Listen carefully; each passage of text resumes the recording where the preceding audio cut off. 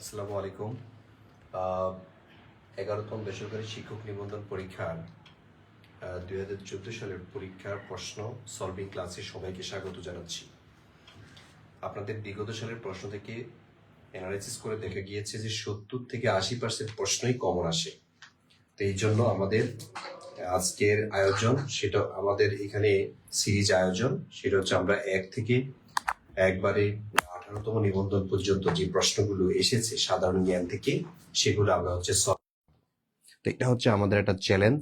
তা আপনারা আমাদের এই সিরিজ ক্লাসগুলোতে যুক্ত হবেন। সরি, আমার এই ক্লাসগুলো যারা ধারাবাহিকভাবে পেতে চান তারা হচ্ছে এই পেজটিকে লাইক ফলো দিবেন। আর এই এই মুহূর্তে আমাকে যারা দেখছেন তারা হচ্ছে ক্লাসটি শেয়ার করে দেন, তাহলে আপনার ফ্রেন্ড লিস্টে যারা আছে তারা এই ক্লাসগুলোতে অন্তর্ভুক্ত হতে পারবে। অনেকে হয়তো পড়াশোনা আর প্রতি যে একটা আকর্ষণ সেটা হারিয়ে ফেলেছে, যে পরীক্ষা হয় না কেন। তবে এখন যেহেতু নির্বাচন হয়ে গেছে, সুতরাং পরীক্ষা হবে, এটা নিশ্চিত, ইনশাল্লাহ পরীক্ষা হবে। তো 19তম নিবন্ধনের জন্য নিজেকে প্রস্তুত করতে বিগত সালের প্রশ্নগুলো সলভ করার বিকল্প নাই। তো আপনাদের জন্য আমি বলছি, বিগত সালের প্রশ্নগুলো সলভ করে ফেলেন। আর আমি এখানে ব্যাখ্যা সহ সলভ করাচ্ছি, যেহেতু এই ক্লাসগুলো করেন, মনোযোগ সহকারে করেন, সিলেবাস কভার হবে ইনশাল্লাহ খুব সহজেই। আচ্ছা, আমাদের সাথে যারা যারা যুক্ত হয়েছেন, আপনারা হচ্ছে ক্লাসটি দ্রুত শেয়ার করে দিতে হবে। আচ্ছা, আপনারা কে কোথা থেকে দেখছেন একটু একটু জানিয়ে দেন, কে কোন জায়গা থেকে দেখছেন। স্যার, ইংলিশ কোর্সের ক্লাস হয় না কেন? অবশ্যই স্যার, আমি ভর্তি হতে চাই। আচ্ছা, অবশ্যই ভাইয়া ভর্তি হবেন, এই সম্পর্কে আমি কথা বলবো। তারপর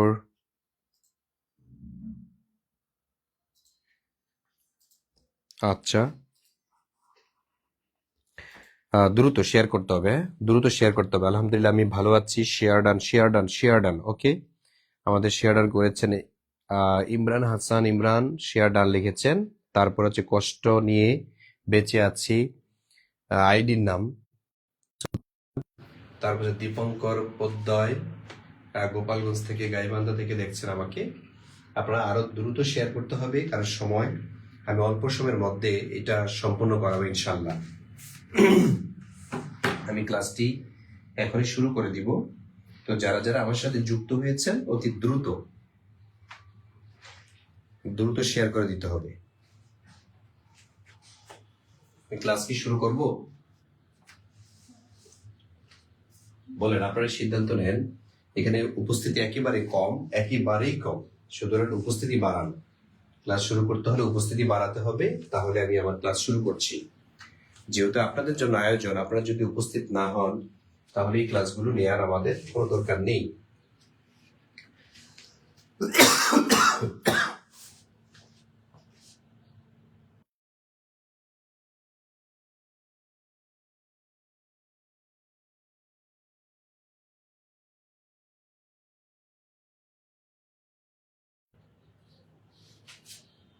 ওকে, আমি আমার ক্লাসটি শুরু করে দিচ্ছি। আপনারা যারা জয়েন করেছেন, যারা জয়েন করেননি তারা জয়েন করেন, আর অবশ্যই ক্লাসে রিঅ্যাকশন ইউজ করবেন। হ্যাঁ, বিসমিল্লাহির রহমানির রহিম। আমার আজকের ক্লাসের বিষয়টা স্পষ্ট করেছি, সেটা হচ্ছে এই যে 11তম যে এনটিআরসি নিবন্ধন পরীক্ষা, বিগত বছরে যে প্রশ্ন এসেছে আমরা দেখেছি যে 70 থেকে 80% প্রশ্ন এখান থেকে কমন এসেছে। 70 থেকে 80% প্রশ্ন এখান থেকে কমন এসেছে বিগত সালে। সেজন্য আমাদের এই আয়োজনটা। যেমন দেখেন, যে প্রশ্নগুলো এসেছে এর মধ্যে একটা হচ্ছে বাংলাদেশের প্রাচীনতম নগর কেন্দ্র কোনটি। দেখেন তো, বাংলাদেশের প্রাচীনতম নগর কেন্দ্র এটা কি ময়নামতি, পাহাড়পুর, মহাস্থানগড় নাকি সোনারগাঁও? ময়নামতি, পাহাড়পুর, মহাস্থানগড় এবং সোনারগাঁও। তাহলে এই প্রশ্নটা এসেছে। দেখি, আমি প্রত্যেকটা প্রশ্নের জন্য আমি 5 সেকেন্ড করে সময় দিব, আপনারা এর মধ্যে অ্যান্সার করবেন। শুরু। সঠিক অ্যান্সার হলো মহাস্থানগড়। তার মানে হচ্ছে মহাস্থানগড় একটি প্রাচীন নগর কেন্দ্র হিসেবে পরিচিত। মহাস্থানগড় একটি প্রাচীন নগর কেন্দ্র হিসেবে পরিচিত। 2 নম্বর প্রশ্ন। 2 নম্বর প্রশ্ন হলো, বাংলাদেশের রেলওয়ের সর্ববৃহৎ কারখানা কোথায়? বাংলাদেশের যে রেলওয়ের সর্ববৃহৎ কারখানা, এটা কোথায় অবস্থিত? চট্টগ্রাম, পাকশী, সৈয়দপুর, আখাউড়া। চট্টগ্রাম, পাকশী, সৈয়দপুর নাকি আখাউড়াতে বাংলাদেশ রেলওয়ের সর্ববৃহৎ কারখানা এর অবস্থান? দেখে অ্যান্সার করেন। জি, আমাদের অনেকে অ্যান্সার করে ফেলেছেন। গুড, অনেকেই অ্যান্সার করেছেন, অনেকেই। Thank you so much. সঠিক অ্যান্সার হচ্ছে সৈয়দপুর। এই সৈয়দপুর বাংলাদেশে রেলওয়ের সর্ববৃহৎ কারখানা, সবচেয়ে বড় কারখানা। ঠিক আছে। আর যদি বলা হয় যে বাংলাদেশ রেলওয়েকে কয়টি অঞ্চলে ভাগ করা হয়েছে, উত্তর হবে 2টি অঞ্চলে। একটা হচ্ছে পূর্বাঞ্চল, একটা হলো পশ্চিম অঞ্চল। এই 2টা অঞ্চলে রেলওয়েকে ভাগ করা হয়েছে। ঠিক আছে। তাইলে বাংলাদেশে রেলওয়ের সর্ববৃহৎ কারখানা আমরা পেলাম কোথায়? এটা সৈয়দপুর। এটা হলো সৈয়দপুরে। জি, শেয়ারটা লিখেছেন আপনারা, যারা যারা শেয়ারটা লিখেছেন তাদের প্রতি কৃতজ্ঞ। কারণ অনেক স্টুডেন্ট জয়েন না করলে ক্লাস প্রাণবন্ত হয় না, আমরা এই ক্লাসগুলো নিব না। আপনারা যারা ভর্তি হয়েছেন তারাই শুধু এই ক্লাসগুলো পাবেন। আচ্ছা আসেন, বাংলাদেশ জাতিসংঘের কততম সদস্য? 136তম, 37তম, 138তম নাকি 139তম? বাংলাদেশ জাতিসংঘের কততম সদস্য? কততম সদস্য এটা জানতে চেয়েছি আপনাদের কাছে। 36, 37। আচ্ছা, তাহলে আমাদের মা বাবার দোয়া, কষ্ট নিয়ে বেঁচে আছে, এগুলো আইডির নাম। দীপঙ্কর পদ্ময়, তারপরে হচ্ছে মর্জিনা খাতুন অ্যান্সার করেছেন, তারপর হাবিবুল্লাহ, শারমিনা পারভিন, রমি জামেল।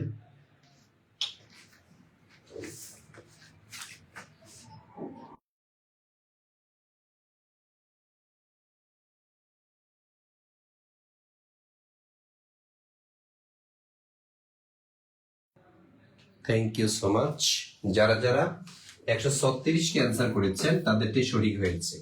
অর্থাৎ জাতিসংঘের 136তম সদস্য এই বাংলাদেশ। মনে রাখবেন 17 সেপ্টেম্বর 1974 সালে মূলত বাংলাদেশ জাতিসংঘের সদস্য পদ লাভ করেছে। কততম? 136তম। ঠিক আছে, 136তম সদস্য। এটা হচ্ছে আমাদের বাংলাদেশের সিরিয়াল নাম্বার। এই সেই জাতিসংঘ যেটা হচ্ছে বিশ্বের সর্ববৃহৎ জোট, বিশ্বের সর্ববৃহৎ ও শক্তিশালী, বিশ্বের সর্ববৃহৎ ও শক্তিশালী সংগঠন। এটি হচ্ছে কি? জাতিসংঘ। এই জাতিসংঘের সদস্য হয়েছে বাংলাদেশ। বর্তমান সদস্য কত? 193টি। বর্তমান জাতিসংঘের সদস্য কয়টি? 193টি সদস্য দেশ রয়েছে এই জাতিসংঘের। আর 193তম সদস্য রাষ্ট্র কোনটি? 193তম সদস্য যদি বলা হয় সেটা হচ্ছে দক্ষিণ সুদান। দক্ষিণ সুদান, এটি হচ্ছে 193তম সদস্য।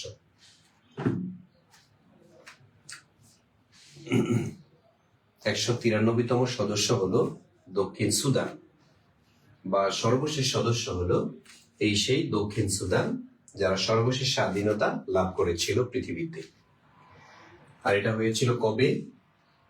এটা হয়েছিল মূলত 2011 সালের 14 জুলাইতে এই সদস্য পদ পেয়েছিল। ক্লিয়ার না?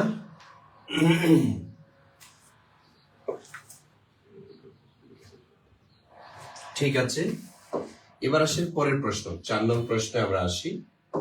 এখানে বলা হয়েছে বাংলাদেশের কোন বনাঞ্চলকে ওয়ার্ল্ড হেরিটেজ সাইট ঘোষণা করা হয়েছে? ওয়ার্ল্ড হেরিটেজ সাধারণত এগুলা কে ঘোষণা করে? ইউনেস্কো। এই যে ইউনেস্কো তারা হচ্ছে মূলত ওয়ার্ল্ড হেরিটেজ হিসেবে ঘোষণা করে। এটা কি মধুপুর বন নাকি সুন্দরবন, এটা কি বান্দরবন নাকি হিমছড়ি বন, কোনটিকে ওয়ার্ল্ড হেরিটেজ ঘোষণা করা হয়েছে? মনে রাখবেন, ইউনেস্কো কর্তৃক বাংলাদেশের 3টি জায়গাকে ওয়ার্ল্ড হেরিটেজ ঘোষণা করা হয়েছে। 1 নম্বরে যেটা, সেটা হচ্ছে সুন্দরবন, আরেকটা হচ্ছে 60 গম্বুজ মসজিদ,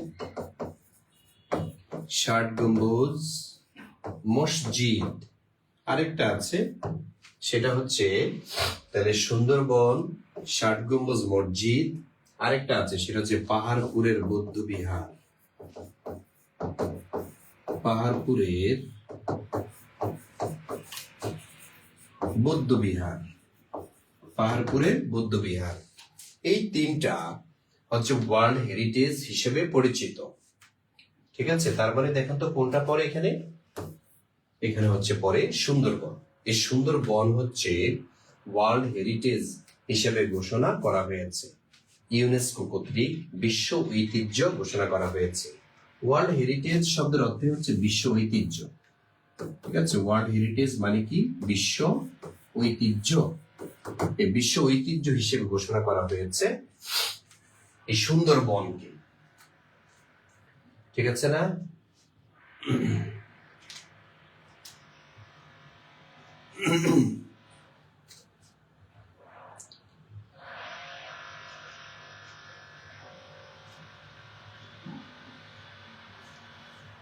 ক্লিয়ার? তাহলে এরপরে আমরা একটু দেখে নেই 4 নম্বর প্রশ্ন, HTTP কোনটির সংক্ষিপ্ত রূপ? এটা কি হাইপার টেক্সট ট্রান্সফার প্রোটোকল, নাকি হাই টেক্সট ট্রান্সমিশন প্রসিডিউর, নাকি হার্ভার্ড কি বলে এটা টেলিটেক্সট প্রুফ, নাকি হাই টাইমস টেকনিক্যাল প্রফেশনাল? এটা কোনটা হবে সঠিক অ্যান্সার? হ্যাঁ, এটা আসলে কোনটা হবে? HTTP এটার ফুল মিনিংটা কি? HTTP এটার ফুল মিনিং হচ্ছে hyper text transfer protocol, hyper text transfer protocol. HTTP hyper text transfer protocol, hyper text transfer protocol, এটি হচ্ছে মূলত HTTP। তাহলে HTTP এর ফুল মিনিং হচ্ছে হাইপার টেক্সট ট্রান্সফার প্রোটোকল। আপনারা যারা ক্লাসটি শেয়ার করেননি, এখনো শেয়ার করা হয়নি, আপনি ক্লাসটি দ্রুত শেয়ার করে দেন, না হয় আমরা এই ক্লাসগুলো বন্ধ রাখবো।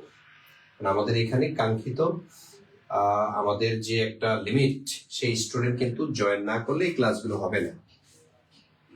এই জন্য ক্লাসগুলো শেয়ার করে দিতে হবে। তারপরে আরেকটা বিষয় আপনাদেরকে বলে রাখি, এই ক্লাসগুলো আপনারা পাচ্ছেন এখান থেকে ফ্রিতেই। সুতরাং এগুলো যেহেতু আপনাদের জন্য ডিজাইন করা, সুতরাং আপনাদের ভাই বোন বন্ধু যারা আছে তাদের সবাইকে বলবেন জয়েন করতে। আচ্ছা, এবার আসেন সিরডা। এটি একটি আন্তর্জাতিক সংস্থা। এই সিরডাপ এর সদর দপ্তর কোথায়? নয়াদিল্লি, ঢাকা, ম্যানিলা, নাকি কুয়ালালামপুর? তো এটা বারবার পরীক্ষার মধ্যে যেহেতু আসতে দেখি, সুতরাং এটা একটু সিরিয়াসলি পড়বেন, সিরিয়াসলি। বাংলাদেশে কয়েকটি আন্তর্জাতিক সংস্থার সদর দপ্তর রয়েছে, এর মধ্যে একটা হচ্ছে বার্ডেন আর হচ্ছে সিরডাপ। এই সিরডাপের সদর দপ্তরটা কিন্তু আমাদের বাংলাদেশের রাজধানী ঢাকাতে। তাহলে যারা যারা ঢাকা দিয়েছেন, দেখি কারা দিয়েছেন। আমাদের AI রহমান ভুইয়া, রাজীব হোসাইন ভাই আপনারটা হয়েছে, তারপর হচ্ছে আলী সরকার হয়েছে, ফরহাদ সাদিক নাকি ফারহান সাদিক, তারপর হচ্ছে ববি, তারপর হচ্ছে অনুরাগ আক্তার, সাজেদা আক্তার, তারপর হচ্ছে Tamima Zaman. Thank you so much. এই তো শেয়ারটা লিখে ফেলতে হবে, আপনার ক্রেডিট অবশ্যই নিবেন আপনি। তাইলে সিরডাপ এটা সদর দপ্তরটা কোথায়? এটা হচ্ছে ঢাকাতে অবস্থিত। সিরডাপের সদর দপ্তর হলো ঢাকায়। সিরডাপের সদর দপ্তর হলো ঢাকায়। আচ্ছা, আর 19তম নিবন্ধন যেহেতু চলে আসছে, আপনারা খুব শীঘ্রই এটা সার্কুলার হবে। এই জন্য আপনাদের অনুরোধে আমাদের একটা নতুন ব্যাচ চালু করেছি 19তম নিবন্ধন। এই সম্পূর্ণ নতুন ব্যাচে আপনি যদি আমাদেরকে সময় দেন, আমাদের সাথে যদি যুক্ত হন, কি হবে এখানে? এখানে আমরা মূলত আপনাকে যে সেবাটা দিতে পারবো, 100+ ক্লাস আমরা নিব, 100টা পরীক্ষা নিব আপনার প্রতিটা ক্লাসের উপরে, তারপর সকল ক্লাসের রেকর্ড গুলো আমরা দিব, এবং ক্লাসের পড়া ইনশাল্লাহ আমরা ক্লাসের মধ্যেই শেষ করে দিব। তো যারা যারা আমাদের সাথে যুক্ত হতে চান, অথবা 19তম নিবন্ধনে আপনি কোর্স করতে চাচ্ছেন, আপনি ঠিক জায়গায় চলে আসছেন। আপনি আমাদের সাথে যুক্ত হন একবারে সম্পূর্ণ নতুন ব্যাচে। আমরা নতুন ব্যাচে আপনাকে যুক্ত করব। এই ক্লাসগুলো আমরা এখান থেকে কি কি পড়াবো? বাংলা পড়াবো, ইংলিশ পড়াবো, জিকে পড়াবো, ম্যাথ পড়াবো, তারপর হচ্ছে ডেইলি সায়েন্স পড়াবো, দৈনন্দিন জীবনে বিজ্ঞান। তো এই যে 5টি বিষয় আমরা আমাদের এখান থেকে পড়াচ্ছি, সুতরাং আপনারা এখান থেকে উপকৃত হবেন, এটা আমার একটা বিশ্বাস। আমার একটা বিশ্বাস এই কারণে, কারণ যেহেতু জেনারেলি আপনাদের পরীক্ষায় প্রশ্ন আসবে 100টি এমসিকিউ, তাই না? এই 100টা এমসিকিউতে যদি আপনি 100-এর মধ্যে 80 থেকে 85 পান, আর সাবজেক্টিভে যদি আপনি নাম্বার উঠাতে পারেন 60 থেকে 70 নাম্বার, আপনি নিশ্চিত চান্স।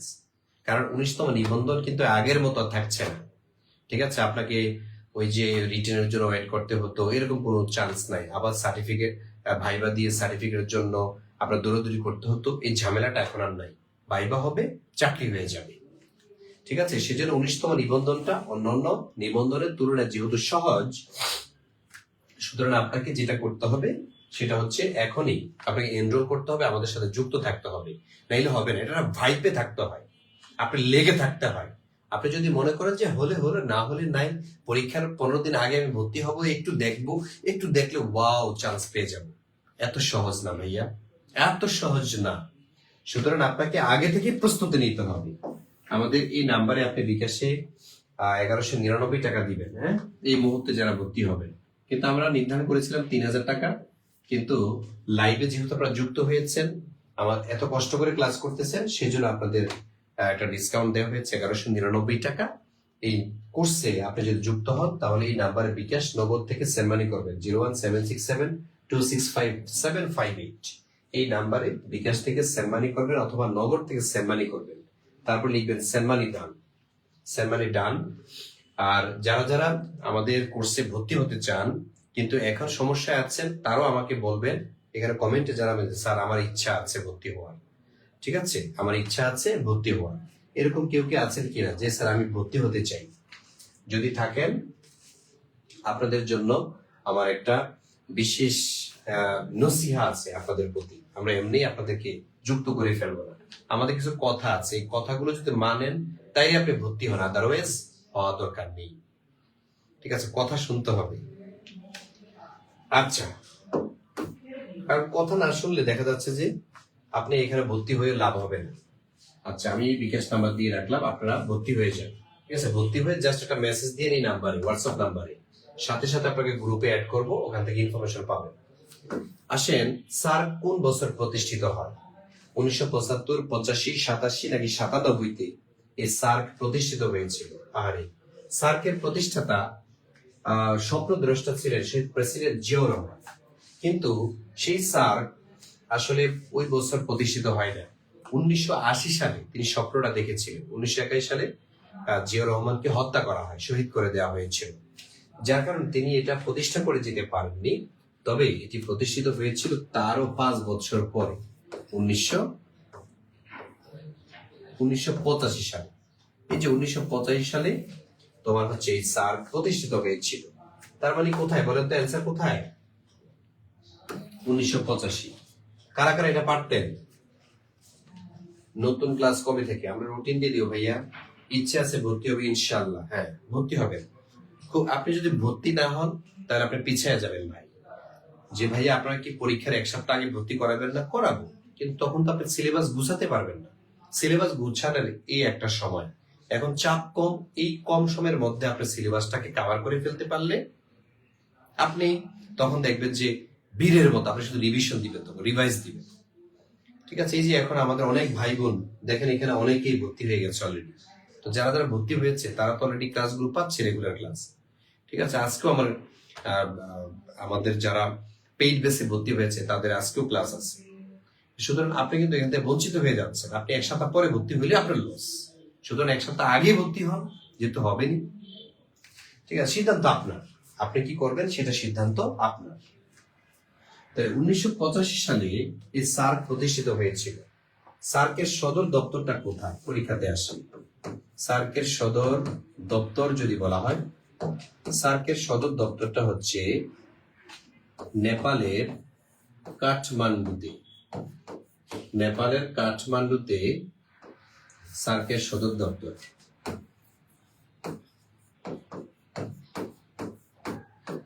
নেপালের কাঠমান্ডুতে সার্কের সদর দপ্তর। তারপরে সার্কের সদস্যটা পরীক্ষা আসে 8টি দেশ হচ্ছে সার্কের সদস্য। ঠিক আছে, এবং সার্কের অষ্টম অথবা সর্বশেষ, এটা পরীক্ষা আসে, সর্বশেষ সদস্য দেশ যদি বলা হয় সেটা হচ্ছে আফগানিস্তান। আফগানিস্তান যারা 2007 সালে এর সদস্য পদ লাভ করেছিল। ঠিক আছে, সার্কের সদস্য সদস্য হয়েছে সর্বশেষ আফগানিস্তান 2007 সালে। সার্কভুক্ত দেশগুলোর মধ্যে সবচেয়ে বড় দেশ হচ্ছে ভারত, আর সার্কভুক্ত দেশগুলোর মধ্যে সবচেয়ে ছোট দেশ যেটা, সেটা হচ্ছে মালদ্বীপ। এই সে মালদ্বীপ যদিও ছোট, কিন্তু শিক্ষা এগিয়ে, হ্যাঁ, তারা হচ্ছে মাথাপিছু আয়ের দিকেও অনেকটা এগিয়ে আছে। জি, উঠিয়ে ফেলেন, কারণ সার্ক থেকে অনেক প্রশ্ন আপনারা পাবেন। 2016 সালের পরে সার্কের আর কিন্তু সম্মেলন হয়নি। ভারত এবং পাকিস্তান দ্বন্দ্বের কারণে, ভারত ও পাকিস্তানের দ্বন্দ্বের কারণে এই সার্কের সম্মেলন আর হয়নি। তাহলে সার্ক কিন্তু এখন আর সম্মেলন হয়নি। আচ্ছা, তারপরে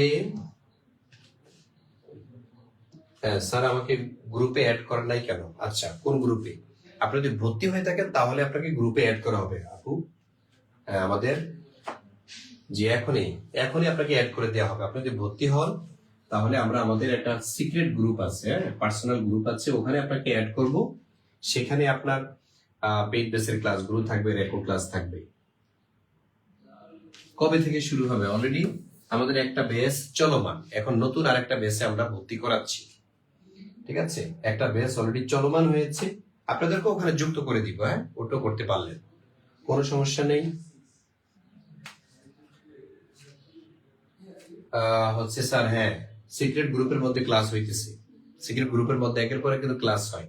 আমার ক্লাসের শিডিউল হচ্ছে রাত 9টায়, আমি সেখানে নিব। তো দেখেন, দ্বিতীয় যে প্রশ্ন, 8 নম্বর যে প্রশ্নটা, সাবান তৈরির উপজাত হিসেবে পাওয়া যায় কোনটি? গ্লিসারিন, সিলিকন, ইথানল নাকি সোডিয়াম? কোনটি পাওয়া যায় সাবান তৈরির উপাদান হিসাবে বা উপজাত হিসাবে? এই প্রশ্নটা, সেটা গ্লিসারিন, সিলিকন নাকি ইথানল নাকি সোডিয়াম?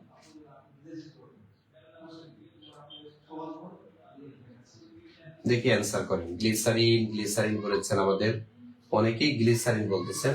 আসলে কি সঠিক অ্যান্সার কোনটা হবে? সঠিক অ্যান্সার হবে গ্লিসারিন। এটা যদিও বিজ্ঞানের প্রশ্ন, কিন্তু সাধারণ জ্ঞান হিসেবে এগুলো আসে পরীক্ষাতে। হ্যাঁ, জি, আলী সরকার, তারপর হচ্ছে তাজকি ইসলাম, থ্যাংক ইউ সো মাচ।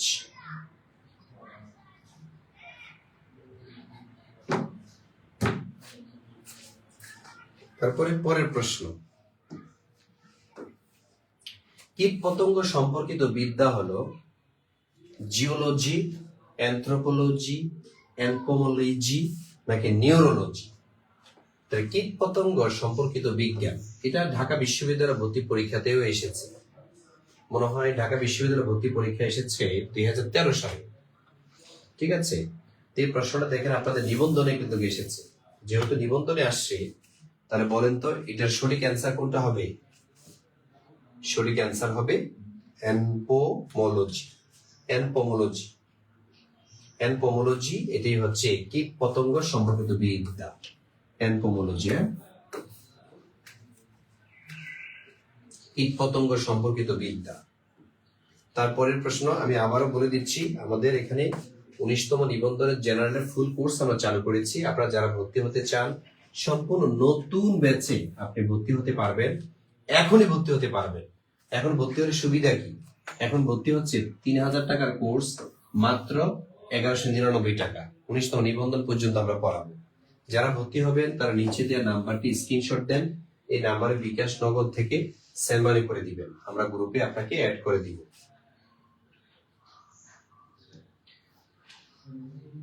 যারা যারা ভর্তি হবেন এই যে নাম্বারটি 01767265758, এই নাম্বারে আপনি যদি টাকা পাঠান 1199 টাকা, আমরা আপনাকে গ্রুপে অ্যাড করে ফেলবো। হ্যাঁ,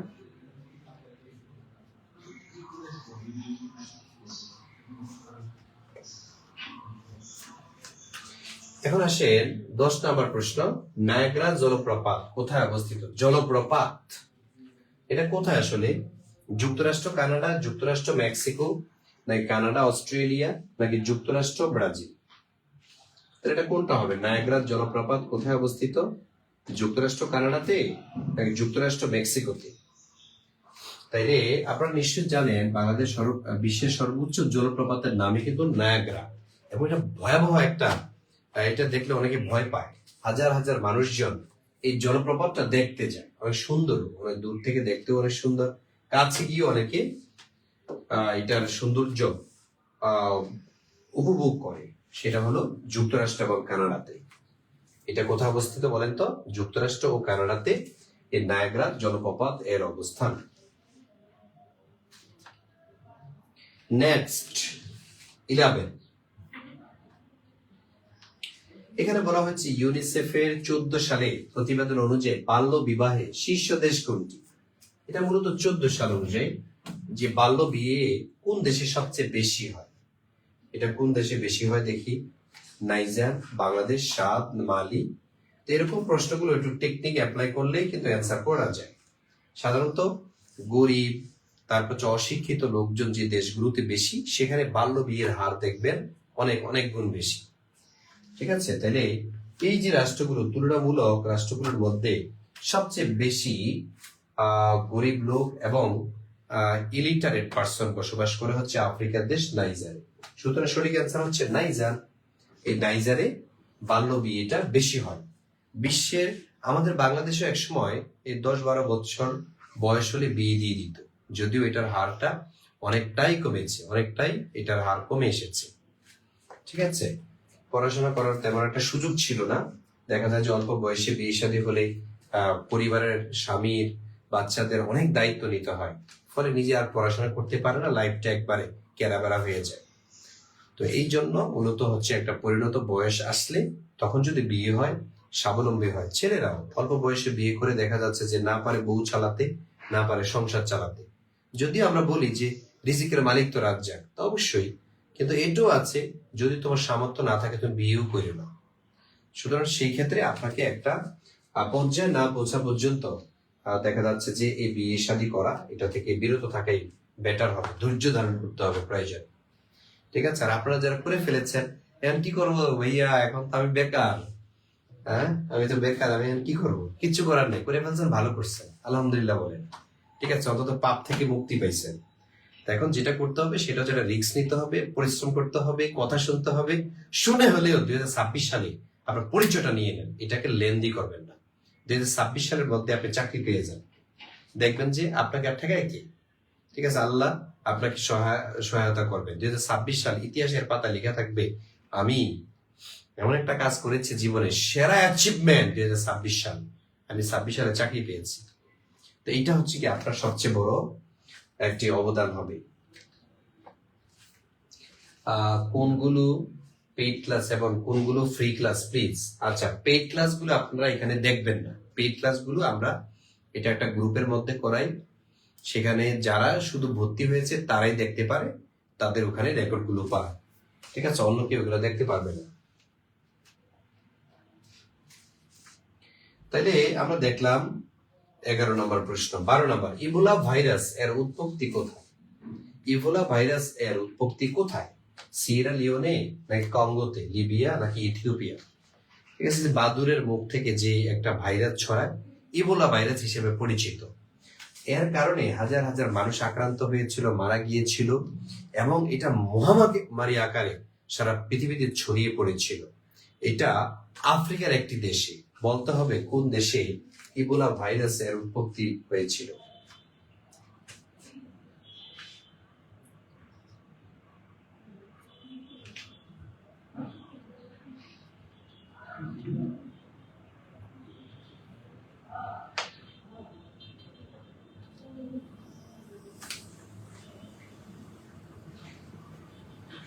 সঠিক অ্যান্সারটা হচ্ছে কঙ্গোতে। আফ্রিকার দেশ কঙ্গোতে ইবোলা ভাইরাস সর্বপ্রথম আক্রমণ করেছিল। ঠিক আছে, এগুলা কিন্তু আমি কততম 11তম বেসরকারি নিবন্ধন পরীক্ষা যে প্রশ্নগুলো এসেছে সেগুলো আমি সলভ করাচ্ছি। তারপরে আসেন যে বাংলাদেশের রাজনৈতিক সমুদ্র সীমা কত? 12 নটিক্যাল মাইল, 200 নটিক্যাল মাইল। এটা আশা করি আপনারা পারবেন, এটা আশা করি আপনারা অ্যান্সার করতে পারবেন।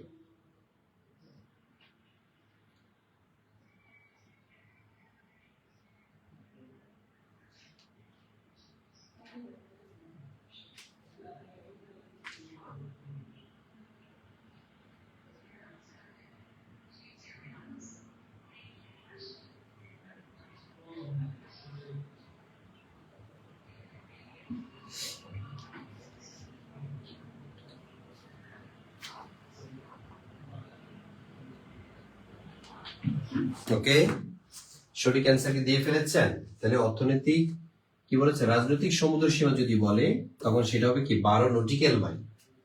ঠিকই বলেছেন, 12 নটিক্যাল মাইল, এটি হচ্ছে রাজনৈতিক সমুদ্র সীমা। আর যদি বলা হতো অর্থনৈতিক সমুদ্র সীমা, তাহলে অর্থনৈতিক বললে হতো 200 নটিক্যাল মাইল। ঠিক আছে, আর যদি মহিষপান বলা হতো, মহিষপান তখন হতো 354 nautical, 354 nautical mile, 354 nautical mile এটা হতো।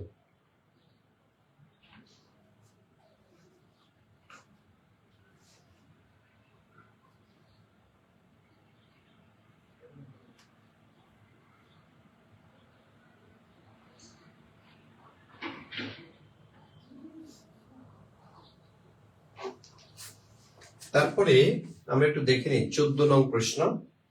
এখানে বলা আছে সতীদাহ প্রথা কত সালে বিলুপ্ত হয়? আচ্ছা, সতীদাহ একটা কুসংস্কার ছিল। সতীদাহ অর্থাৎ স্বামী যখন মারা যেত, স্ত্রীকে স্বামীর চিতায় আগুনে জীবন্ত পুড়িয়ে ফেলত, এটাকে মূলত সতীদাহ বলা হয়। এটাকে হিন্দু সমাজের মধ্যে অনেক সোয়াব এবং গর্বের কাজ মনে করা হতো, যদিও এটার বিরুদ্ধে অনেক আন্দোলন এবং সংগ্রাম হয়েছিল। সতীদাহ প্রথা এটা বিলুপ্ত হয় কত সালে? এটা 1729 নাকি 1829? 29 ঠিক আছে, 28 যেটা সেটা বাদ, তাহলে এটা সঠিক অ্যান্সার হবে 1829 সালে। ঠিক আছে, 1829 সালে মূলত সতীদাহ প্রথা বিলুপ্ত হয়েছিল। আর এই সেই সতীদাহ প্রথা এই বিলুপ্তির জন্য আন্দোলন করেছিলেন যিনি, কোন ব্যক্তি আন্দোলন করেছিলেন সতীদাহ প্রথা বিলুপ্তির জন্য? রাজা রামমোহন রায়। রাজা রামমোহন রায় এই সতীদাহ প্রথা আন্দোলনের ভূমিকা রেখেছিলেন, যেটা একটা অন্যায়, এটা একটা পাপ, এটা কখনো হতে পারে না।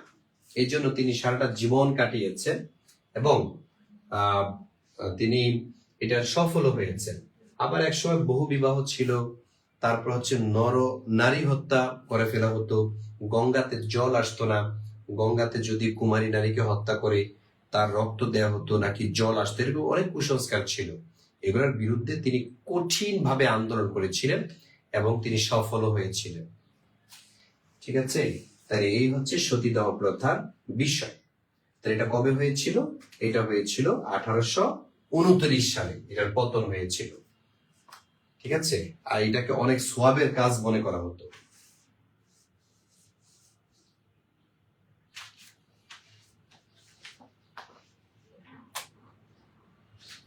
এবার আসেন পরের প্রশ্ন।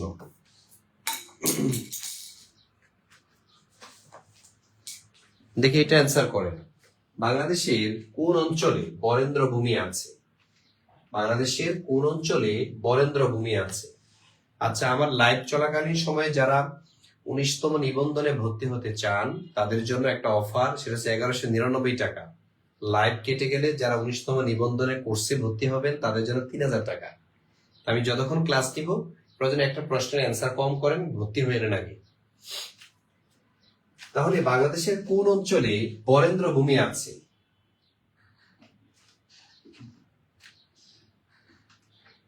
সঠিক অ্যান্সার হলো রাজশাহী। রাজশাহী অঞ্চলে বরেন্দ্র ভূমি রয়েছে। রাজশাহী অঞ্চলে বরেন্দ্র ভূমি রয়েছে। ঠিক আছে, তারপরে আসেন বিমস্টেক এর সদর দপ্তর কোথায়? কলম্বো, ম্যানিলা, ঢাকা নাকি নিউ ইয়র্ক? আমি বলেছিলাম কয়েকটি আন্তর্জাতিক সংস্থার সদর দপ্তর আমাদের দেশে রয়েছে।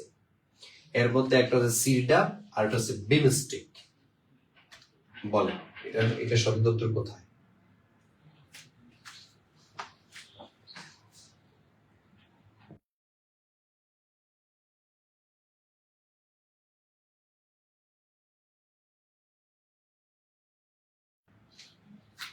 কোনটা হবে সঠিক অ্যান্সার? ঠিকই বলেছেন, এটা সঠিক অ্যান্সার হচ্ছে গ, ঢাকা। অর্থাৎ ঢাকাতে হলো বিমস্টেক এর সদর দপ্তর। এই যে বিমস্টেক, এটা 1997 সালে প্রতিষ্ঠা হয়েছে। এটা সদস্য হচ্ছে 7টি। ঠিক আছে, এর সদস্য পাকিস্তান নেই। মনে করেন পাকিস্তান নেই এই বিমস্টেক এর মধ্যে। বুঝতে পেরেছি? তাহলে বিমস্টেক এর সদর দপ্তর এটা হচ্ছে ঢাকাতে। 1997 সালে এটা প্রতিষ্ঠিত হয়েছে, যার সদস্য হচ্ছে 7টি, কিন্তু পাকিস্তান বিমস্টেক এর সদস্য নয়। তাহলে যারা যারা ঢাকা দিয়েছেন তাদের প্রত্যেকেরটা হয়েছে। রাবিয়া খাতুন, ববি, দীপ্তি, তার মিতু আপু, তারপরে হচ্ছে শিরিন আক্তার, তার সাহেব রাকিব। সঠিক বলেছেন আপনারা, অনেকের অ্যান্সারই সঠিক হয়েছে। তারপর তেঁতুলে কোন ধরনের অ্যাসিড থাকে? আচ্ছা, টক জাতীয় খাবার, তাই না? তেঁতুল বললেই দেখেন তো মুখে আপনার পানি চলে আসে, তাই না? তেঁতুলে কোন ধরনের অ্যাসিড থাকে? সাইট্রিক অ্যাসিড, টার্টারিক অ্যাসিড নাকি অ্যাসকর্বিক অ্যাসিড নাকি ফসফরিক অ্যাসিড? বলেন তেঁতুলে কোন ধরনের অ্যাসিড থাকে?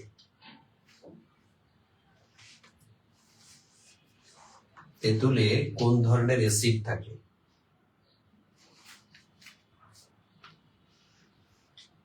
গুড, এটা সঠিক অ্যান্সার হচ্ছে টার্টারিক অ্যাসিড। তেঁতুলের মধ্যে যে অ্যাসিডটা থাকে সেটা হচ্ছে টার্টারিক অ্যাসিড। তেঁতুলের মধ্যে টার্টারিক অ্যাসিড থাকে।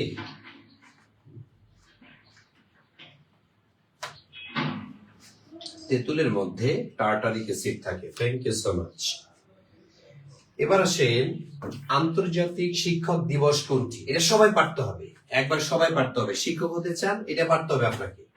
আন্তর্জাতিক শিক্ষক দিবস, তারপর হচ্ছে জাতীয় শিক্ষক দিবস, এটাও পারতে হবে। জাতীয় শিক্ষক দিবস, তারপরে যদি বলা হয় শিক্ষা দিবস কোনটি, হ্যাঁ এটা পারতে হবে আপনাদেরকে। জাতীয় শিক্ষক দিবস, তারপর হচ্ছে শিক্ষা দিবস। সবাই সবাই অ্যান্সার করবেন। 18 নম্বর প্রশ্নের অ্যান্সার সবাই করবেন। আন্তর্জাতিক শিক্ষক দিবস কোনটি? 2 অক্টোবর, 4 অক্টোবর, 5 অক্টোবর নাকি 6 অক্টোবর?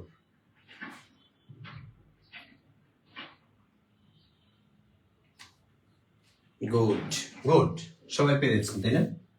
সেটা হচ্ছে 5 অক্টোবর। এই 5 অক্টোবর হচ্ছে আন্তর্জাতিক শিক্ষক দিবস। আর জাতীয় শিক্ষক দিবস যদি বলা হয় সেটা হচ্ছে 19 জানুয়ারি।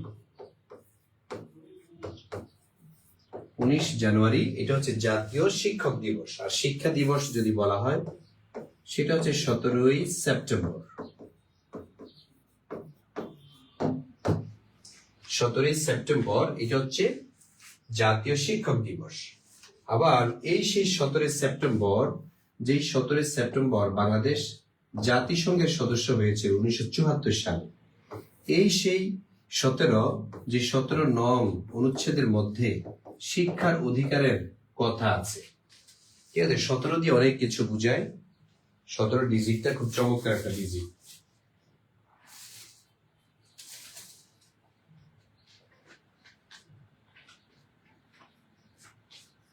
দেখেন লেখা হয়েছে কিনা। ডান। আচ্ছা, তাইলে আমি আবার একটু স্মরণ করে দিচ্ছি, আমাদের 19তম নিবন্ধনের নতুন যে ব্যাচ, এই ব্যাচটির ক্লাস শীঘ্রই আমরা চালু করব। নতুন ব্যাচের ক্লাস অলরেডি আমাদের এখানে একটা ব্যাচ চালু হয়েছে, 19তম নিবন্ধনের কয়েকটা ক্লাসও আমরা নিয়ে ফেলেছি। তা আপনাদেরকে ওটা তো যুক্ত করা হবে। তারপরে নতুন ব্যাচে একবারে 1 নং লেকচার থেকে যদি শুরু করতে চান, তাহলে আপনার জন্য এই ব্যাচটা আছে। আপনি 19তম নিবন্ধনের দায়িত্ব আমাদেরকে দেন, আমরা আপনাকে তৈরি করব ফুল কোর্স, একবারে জেনারেল ফুল কোর্সে আমরা আপনাকে নিচ্ছি, যেখানে দেখা যাচ্ছে 3000 টাকা ফি নির্ধারণ করেছি, কিন্তু এখন যদি ভর্তি হন আপনাকে 1199 টাকা দিলেই হবে। এই যে নাম্বার, এই নাম্বারে আপনি বিকাশ অথবা নগদ থেকে আপনি যদি টাকা পাঠান, আমরা একটা সিক্রেট গ্রুপে আপনাকে অ্যাড করে দিব। অবশ্যই টাকা পাঠিয়ে এই নাম্বারটাতে আপনি স্ক্রিনশট দিবেন অথবা লাস্ট ডিজিটটা লিখবেন। ঠিক আছে, অথবা এখানে লিখবেন সেন্ড মানি ডান। ঠিক আছে, সেন্ড মানি ডান লিখবেন, এখানে আমরা আপনাকে অ্যাড করে দিব, নো টেনশন। আর যারা শুধু ইংলিশ পড়তে চান, শুধু ইংলিশ, যে ভাই আমার আপনাদের বাংলা, আপনাদের ইংলিশ, আপনাদের জিকে, তারপর আপনাদের ম্যাথ, আপনাদের ডেইলি সায়েন্স, আপাতত এগুলো সবগুলো লাগবে না, আমার শুধু লাগবে কোনটা, ইংলিশটা। তাহলে শুধু ইংলিশ কিসের জন্য, আমি বিসিএস করব, তারপরে প্রধান শিক্ষক নিয়োগ পরীক্ষা অংশগ্রহণ করব, অথবা 19তম নিবন্ধনে জয়েন করব। তো সেটার জন্য 1500 টাকা নির্ধারণ করা হয়েছিল, কিন্তু এই মুহূর্তে যারা ভর্তি হবে তাদের জন্য 750 টাকা। 750 টাকা দিয়ে আপনি আমাদের সাথে যুক্ত হতে পারেন। জাস্ট 750 টাকা দিয়ে এখানে 200-এর উপরে ক্লাস পাবেন আপনি, 200-এর উপরে। ঠিক আছে, যেগুলো রেকর্ডও থাকবে, আপনি এখান থেকে ইংলিশ শিখে অন্যকেও পড়াতে পারবেন। সাইদুল স্যার সরাসরি এই কোর্সটা করান। আপনারা 750 টাকা দিয়ে যা শিখবেন, মিনিমাম আপনি 7 কোটি টাকা ইনকাম করতে পারবেন। 7 কোটি টাকা, আমি তো বললাম। তারপরে প্রশ্ন আসেন, এখানে লেখা আছে আন্তর্জাতিক আদালতে বিচারকের সংখ্যা কত? 12 জন, 14 জন, 16 জন নাকি 15 জন? আন্তর্জাতিক আদালত, একটা আইসিসি আর একটা আইসিজে, পার্থক্য আছে। তাহলে ইন্টারন্যাশনাল কোর্ট অফ আরবিট্রেশন একটা, ইন্টারন্যাশনাল কোর্ট অফ জাস্টিস একটা, আর ইন্টারন্যাশনাল ক্রিমিনাল কোর্ট। এখানে দুইটা আদালত। তাহলে আমরা মূলত যদি আইসিজে ধরি, এটা মূলত বিচারের সংখ্যা 15 জন। এই যে 15 জনকে আন্তর্জাতিক আদালতের দায়িত্ব দেওয়া হয়, এদের মেয়াদ থাকে 9 বছর। 9 বছর মেয়াদ, 9 বছর মেয়াদি তোমার আন্তর্জাতিক আদালতের বিচারকদের। আন্তর্জাতিক আদালতের বিচারকদের মেয়াদ কত? 9 বছর। টোটাল 15 জন বিচারক থাকেন, তারা বিভিন্ন বিষয়ে মামলা ডিল করে থাকেন। গণহত্যা, জবরদখল করা, তারপরে কোনো ব্যক্তিকে অ্যারেস্ট করা, প্রধানমন্ত্রী হোক, সে রাষ্ট্রপতি হোক, তার বিরুদ্ধে মামলা ডিল করা, ইত্যাদি অনেকগুলো কারণে এই মূলত আন্তর্জাতিক আদালত প্রতিষ্ঠা করা হয়েছে, যার সদর দপ্তর হলো নেদারল্যান্ডের হেগে। নেদারল্যান্ডের হেগে আন্তর্জাতিক আদালতের সদর দপ্তর। তারপরে আরেকটা প্রশ্ন, সেটা হলো 2014 সালে শান্তিতে নোবেল পেয়েছে কে? এটা জিন্দেগি তো আসবে না, এটা আসবে 2026 বা 25 সালে। কে পেয়েছে? 2014 সালে যিনি পেয়েছেন তিনি মালালা ইউসুফজাই। তারপরে 2014 সালে বিশ্বকাপ ফুটবলে গোল্ড বল লাভ করেন কে? 2014 সালে বিশ্বকাপ হয়েছে, 2022-এও তো বিশ্বকাপ হয়েছে। ঠিক আছে, আবার এই বছর একটা বিশ্বকাপ আসতেছে। ঠিক আছে, তো এগুলো আসবে না, এটা মূলত সাম্প্রতিক বিষয়গুলো থেকে আসে। মেসিকে দেওয়া হয়েছিল। তো এরকম কিছু গুরুত্বপূর্ণ বিষয়। বাংলাদেশের বৃহত্তম সেচ প্রকল্প কোনটি? কোন প্রকল্পের মাধ্যমে সেচ করা হয়? তো এটা বাংলাদেশের বৃহত্তম সেচ প্রকল্প হিসেবে পরিচিত। তাহলে সেটা কোনটা? তিস্তা সেচ প্রকল্প। তিস্তা সেচ প্রকল্প। আজান হইছে, নামাজের পরে ক্লাস নেন। আচ্ছা ঠিক আছে, আমি আমার অফারটা চালু করে যাই। যারা যারা 19তম নিবন্ধনে আপনারা ভর্তি হতে চান তারা ভর্তি হতে পারেন আমাদের এই কোর্সটিতে। আমি আবার ঘোষণা দিয়ে যাচ্ছি, লাইভে যারা ভর্তি হবে তাদের জন্য হচ্ছে 1199 টাকা। আমি কিছুক্ষণ লাইভটা অন রাখবো, সর্বোচ্চ 10 মিনিট। এই 10 মিনিটের যে অফারটা, এই 10 মিনিটের মধ্যে যদি আপনি ভর্তি হন তাহলে 1199 টাকা দিয়ে নতুন ব্যাচে আপনি যুক্ত হতে পারবেন। নাম্বার এটা হচ্ছে নাম্বার। এই নাম্বারে আপনি টাকা পাঠিয়ে দিয়ে স্ক্রিনশট দিবেন, সেম নাম্বারে হোয়াটসঅ্যাপ। এখানে আমরা 100টা ক্লাস দিব, 100টা পরীক্ষা, তারপর রেকর্ড থাকবে। অনেকে অনেক ব্যস্ততার কারণে ক্লাস করতে পারে না, এই জন্য রেকর্ড ক্লাসগুলো আপনার জন্য খুবই কার্যকর হবে। ঠিক আছে, তো যারা যারা আমাদের এখানে যুক্ত হয়েছেন, এমনকি কেউ আছেন যে স্যার আমি খুব অভাগা, এখনো ভর্তি হতে পারিনি, দেখি নাই মনে হয় না, আপনারা সবাই ভর্তি হয়ে গেছেন। এতক্ষণে কি ভর্তি হয়ে গেছে সবাই? আছে আছে, এই তো অনেকেই আছে। আপনারা অনেকে আছেন এখনো ভর্তি হন নাই। কি সমস্যা এটা বলবেন। যদি আর্থিক কোনো সমস্যা থাকে, যে ভাইয়া আমার মোবাইলের মধ্যে 99 টাকা নাই বা 50 টাকা কম আছে, ঠিক আছে, অথবা আমার কাছে হচ্ছে একটু কম দিতে চাই আমি, তাইলে অল্প যদি কম হয়, যে 50, 60 বা 100 টাকা, এটা কোনো কম না, আপনি পাঠিয়ে দিন, আমি অ্যাড করে ফেলবো। যে 1199 টাকা ভর্তি করাতে পারে সে বরাবর 1100 টাকা করাইতে পারে। ঠিক আছে, আল্লাহ হাফেজ।